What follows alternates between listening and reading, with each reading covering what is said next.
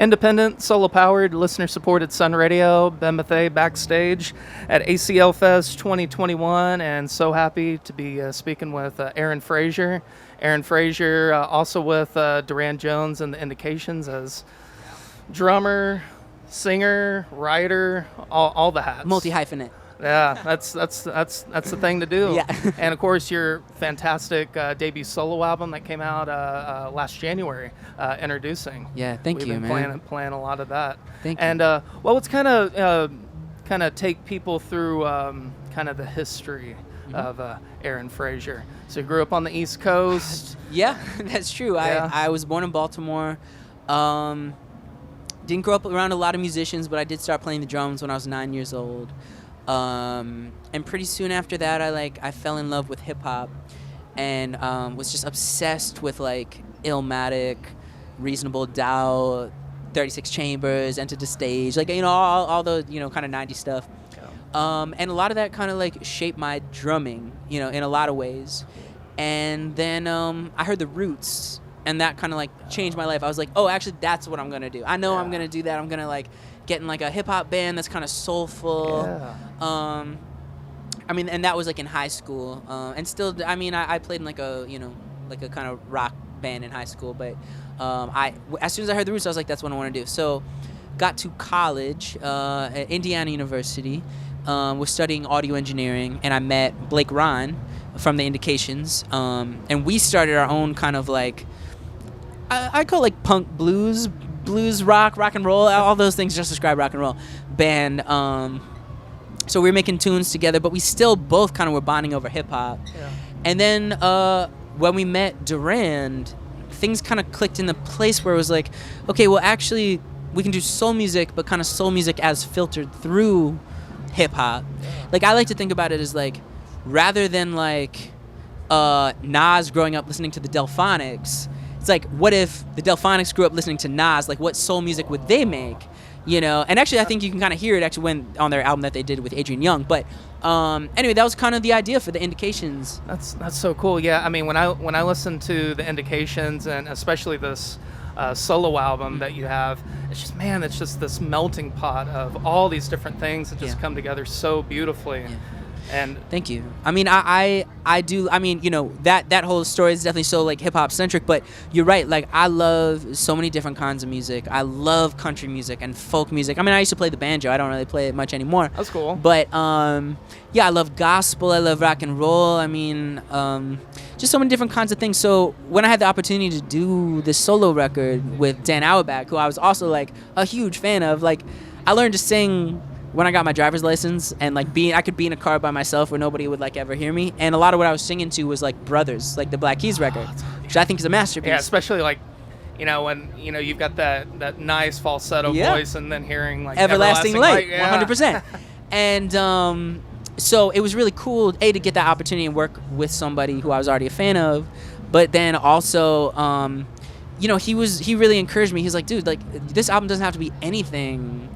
Doesn't have to be any one thing, because you're not any one thing. And so just having somebody else encourage me to kind of take that liberty and express all my influences was really fun. It was cool. That is really cool. Yeah. And he seeked you out. He heard one of the songs from the Indications, and was like, I want to work with you. Yeah, which was that's very surreal. Like, again, it's like when before we ever got in a room together, I had already learned so much from him about how to write a song, he's such a master of writing hooks, of riffs, like, you know what I'm saying? Like, so we worked really seamlessly, and I don't think it's a coincidence, because it was like I was already learning from him. So and to kind of rewind, going back to that falsetto, that beautiful falsetto voice that you have, when did you first realize, like, whoa, I got the pipes? I mean, it was an accident. It was like, I can't overstate how much it was just a pure accident. I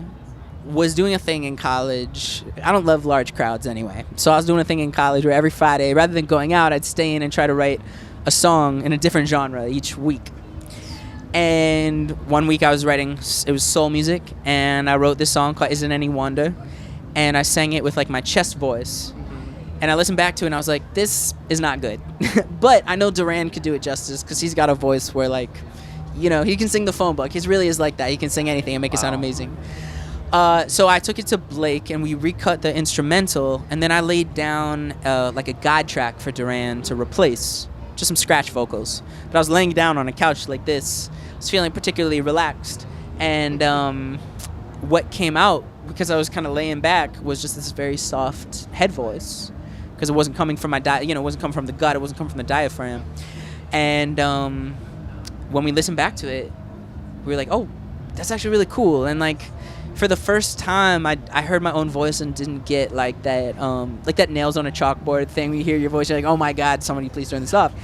I was like, oh, this is cool, actually. Yeah, it's like, don't need to like double track it or anything. It's like, yeah, it's good as it is. Exactly, yeah, you know it. So, you know, that was it for a little while. But after we put out the first Indications record, and the response was really strong, and particularly about this song, it really touched a nerve with people. We sort of realized, like, okay, well, we actually have multiple tools, vocal tools at our disposal. Like, Durand obviously is like a world-class vocalist, and there's like, but actually we can also go with this route and have it be something different. And you know, I'm thankful that Durand also, as a front person, you know, I would have totally understood if he was like, yeah, that's really cool, but like, I'm the singer here, you know. But there was never any of that, never. And you know, so we've leaned into it. Yeah, and that does definitely one of the many things that makes y'all unique is you know, sharing of the vocals and just that band chemistry and camaraderie. And you were mentioning to me, of course, we're backstage here at ACL Fest with Aaron Frazer, and you were mentioning to me right before we went on that this is your first gig as a solo artist. Yeah, it's true. I had done one live stream show under my own name, but this was like my first, like all open attendance show as Aaron Frazer. Like, in maybe 2017 and 2018, I did do like one show per year as a gospel project, like side project, called the Flying Stars of Brooklyn, New York.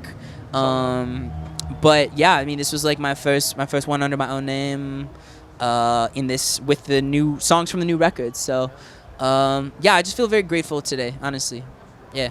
That's cool. And you got some dates coming up next year, I know, across the pond in the UK. That's right, headed to Europe. Yeah, going to a bunch of cities that I love. Honestly, I love the people, I love the food, I love the architecture. But real talk, I cannot wait to get back to the record stores in like Amsterdam, in Paris, in London. You know, some of the stuff over there that might not make it to the States. You know, there's some records over there that maybe never broke over here, or some records that they might think is like synth trash, you know, and I'm like, wait, this is actually like sick, you know. I love this. Yeah, exactly. So yeah, I'm excited to go back over there. Yeah, that'd be me too. You know, anywhere I go, I'm always trying to seek out a record store, a music store, play, you know, jam guitar. Exactly. Yeah. How's your time been in Austin? Have you been here all week long? I've been here. I got in. I got in Tuesday.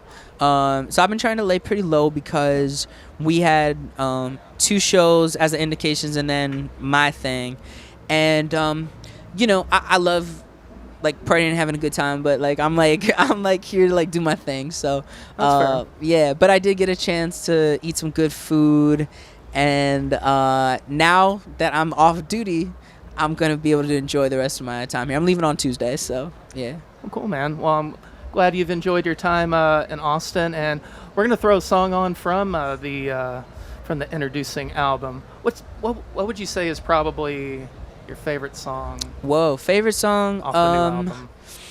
There are a few, but I think I come back to Have Mercy as one that just feels really good. It's a story. Actually, no, here, let me pick a different one. Hold up. Let me pick a different one. All right, cut that. All right. I love lots of songs on this record, but I think maybe I'd go with If I Got It, Your Love Brought It. I was in Sacramento with my lady at the DMV because we had to like go there. Her dad had to pick something up. He lives out there. And we were at the commercial vehicles office. And on the wall behind the desk, the commercial vehicle desk, there were all these little toy trucks on the wall, and buses and stuff. And at the top, in big letters, it had this Teamsters Union slogan from the 50s that said, if you got it, a truck brought it. And I wrote it down. I wrote it down on my phone. I was like, you know what? This just has a little sparkle to it. It's nice. And just kind of sat with it, personalized. It's like, if I got it, then what? And it's like, well, if I got it, then your love brought it. And it's a song about being grateful. And yeah, that's how I feel. I just feel so happy to be here, happy to be able to do this and spend some time with you. And yeah, hope you like it. Well, cool. We'll throw it on right now. Aaron, it's so great to meet you. Great to talk to you. Likewise. I hope we can do it again sometime in the future. Hell yeah, looking forward to it, man. All right, Solar Powered Sun Radio.